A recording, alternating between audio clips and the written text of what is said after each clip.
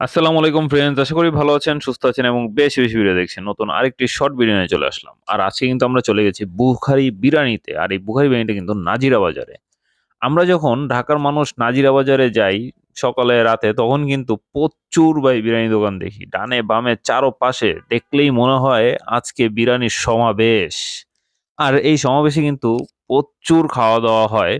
আর যেই ভিড় ভাই রাস্তাঘাটে চলাটা এত ডিফিকাল্ট।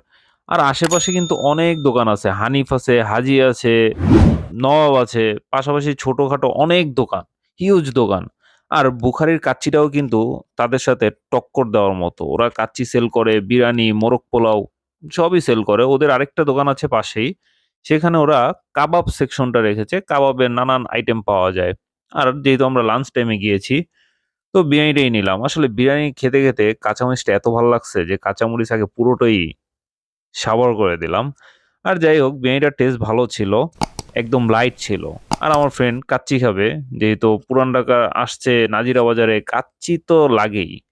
তো কাচ্চির পাশাপাশি কিন্তু আমি সবসময় যেহেতু কাচ্চিটা খাওয়া হয়, তো আজকে একটু বিরিয়ানিটা ট্রাই করলাম। আর ওদের বিরিয়ানিটা মোটামুটি লাইট ছিল, ভালো টেস্ট মোটামুটি ভাল লাগছে। আর কাচ্চিটাও এভারেজ ভালোই লাগছে। এর আগে খেয়েছিলাম অনেক ভালো। আর আমার ফ্রেন্ড আচার দেখে আমাকে কত সুন্দর আচার সার্ভ করে দিল। আসলে এগুলা ভাই সবই হচ্ছে দেখানো। ভিডিও হচ্ছে তো এই কারণে।